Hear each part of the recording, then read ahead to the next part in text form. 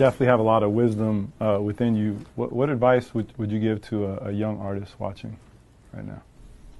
Oh, this is a free world. This is a free world now. It's different.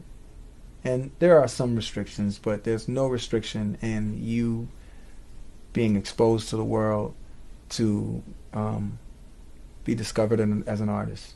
I would say believe in your direction and do it. Spend less time talking about it and more time trying to like perfect it and put it out there. And you know, if there's fire, the kids will sniff it out. They always do, and they'll turn you all the way up if they feel like that's where you belong. That's all. So all you have to do is be true to your craft, and they see that. When they see you going inward and being proud of who you are and what you are, and you know there's some good intention, they're gonna support you. Putting up shots. I'm telling you niggas, y'all see that follow through, bro. I mean, this shit, like, I'm fucking wet. I'm fucking butter. You know what I mean? I wish we had phones back then so you niggas could have seen me, nigga, when I was in college hooping at the Hyper and SRSC. Any of my IU niggas in here, don't come in these comments talking shit, because I cooked all you niggas. Everybody. My ducks, my swans, welcome to the pond.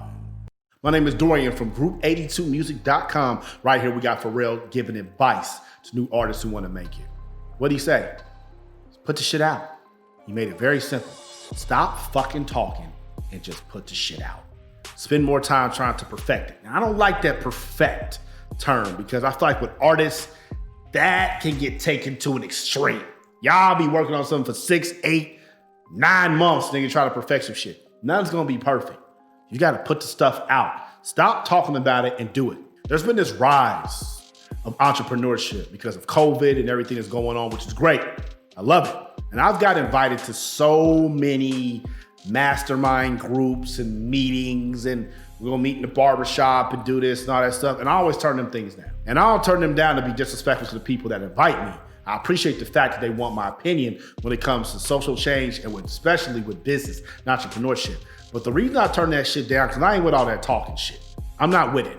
Every time I've been involved with some of them groups, niggas just talk and talk and talk, and everybody gets this dopamine high, or maybe it's serotonin, I don't know, because we're talking about all these ideas, we're gonna do this and it's gonna change the world, and the next day, what happens? Nothing. Next week, what happens? Nothing.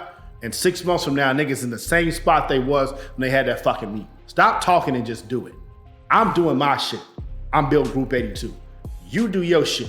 You build your barbershop up. Everybody builds their own shit.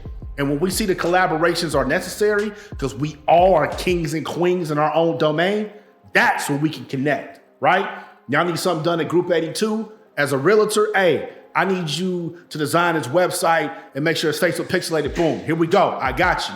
Or hey man, shit, I'm looking for a new crib. Boom, I got you. Because I know that you are a king or a queen in that domain. That's why I don't be talking. I only fuck with people that's about that business. And you're gonna see real quick who's about that business. Another story.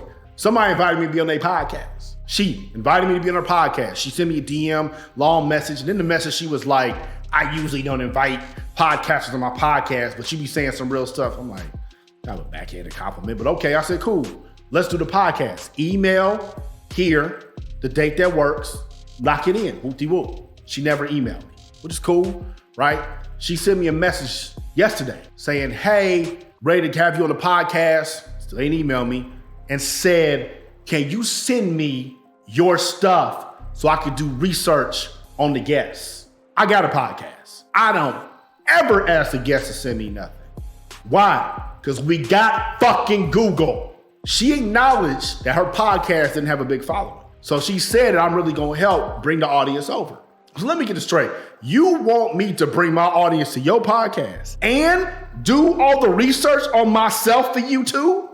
All you do is type my name into Google, Wikipedia pops up. But that showed me she ain't about her business. She had the backhanded compliment, she didn't send the email, and she don't want to do the fucking research. She ain't about her business, she's about fucking talking. Just like every other motherfucker that's out here doing shit. You can sniff out real quick who's about their business and who's about that bullshit.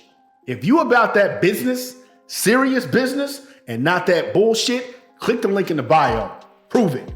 Get one of our packages for 60% off. And I'm gonna give you everything I know about not just the music business, but entrepreneurship in general.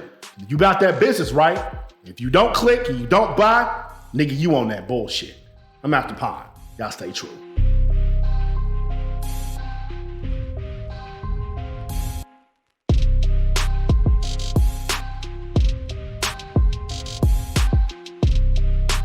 Group82music.com.